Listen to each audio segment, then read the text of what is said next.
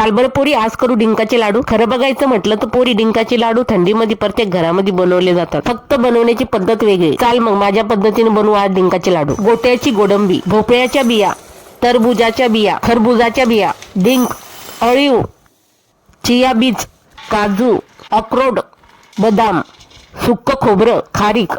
चाल पोरी, ठेव कढई गॅसवर. कढई तपू दे, गॅस कमी कर, नंतर बदाम टाक. कमी गॅसवर बदाम खरपूस होऊ दे. खरपूस होऊ दे म्हणजे जाळायचे नाही, फक्त बदामामध्ये जेवढा ओलसरपणा असेल तेवढे काढेपर्यंत भाजायचे. भाजणं झालं की काढा एका प्लेट मध्ये. नंतर टाका काजू, होऊ द्या खरपूस. जेवढ्या पण वस्तू आपण भाजत आहे पोरी, फक्त 3-4 मिनिटं लागतात भाजायला. भाजताना अजिबात गॅस मोठा करायचा नाही. न जाता सर्व पदार्थ भाजू द्यायचे. पदार्थ भाजणं झाला की दाबून बघायचा, तो कुरकुरीत वाटला की लगेच काढून घ्यायचा. खरं बघायचं म्हटलं पोरी, डिंकाचे लाडू खूपच आहे सोपे बनवायला, फक्त बनवून बघायला पाहिजे पोरी. जेवढे पण पदार्थ आपण घेतले आहे पोरी, ते एक एक करून सर्व भाजून घ्यायचे. बिया भाजणं झाले की पोरी त्या वेगळ्या परातीमध्ये ठेवायच्या, कारण अर्ध्या बिया आपण अख्ख्या टाकणार आहे. आता इथं आपण जेवढं पण सामान घेतलं आहे पोरी, ते किती प्रमाणात घेतलेलं आहे. जी खारीक आपण घेतली आहे पोरी, ती अर्धा किलो आहे. सुक्क खोबरं पण पोरी अर्धा किलो आहे. काजू, बदाम, डिंक पाव किलो घेतलेले आहे. आणि जो पुढे आपण गुळ वापरत आहे तो 1 किलो घेतलेला आहे. आणि उरलेले सर्व पदार्थ आपण 100 ग्राम घेतलेले आहे. असं पण पोरी तुला सर्व सामानाची यादी मी डिस्क्रिप्शन बॉक्स मध्ये देणारच आहे. जेव्हा लाडू करायला घेशील पोरी, आदल्या दिवशी आपल्याला खोबरं किसून घ्यायचं आणि जी खारीक आहे ती तोडून घ्यायची, म्हणजे लाडू बनवायला जड जाणार नाही पोरी. ध्यानात घे पोरी, जेव्हा खारका फोडायला घेशील, जे फुलासारखं खारकाचं बुड तुला दिसते ते काढून टाकायचं. ते नाही काढलं तर लाडू खायला कचर लागतात. खारकाच्या बिया तर आपण काढूनच टाकतो. चाल आता एका कढईमध्ये तेल टाक. इथं आपण तिळाचं तेल वापरत आहे. त्या आवडीवर आहे पोरी तुला कोणतं तेल वापरायचं. नाही तर तू तूप पण वापरू शकते. तेल तपलं की डिंक टाकायचा तळाला.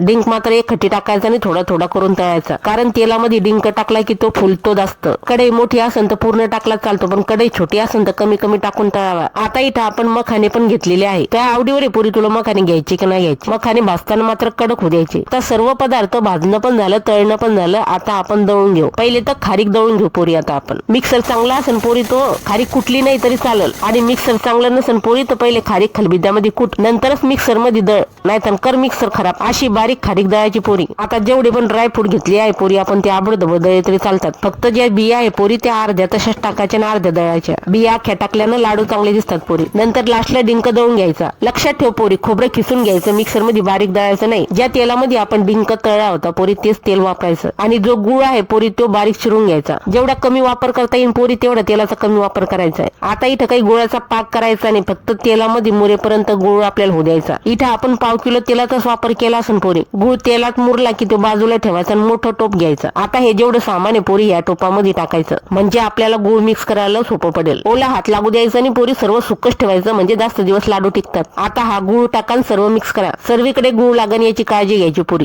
सर्व मिक्स झालं की भराभर लाडू बांधून घ्यायचे. गरम गरम लाडू बांधायचे पोरी, म्हणजे पटापट लाडू बांधल्या जातात. एक ठेले नसून बांधता येतं, सोबती घ्यायचं कोणी. समोरच्यानं लाडू बांधायला नाही म्हटलं पोरी तर लगेच म्हणायचं बांधू नको, खाऊ नको.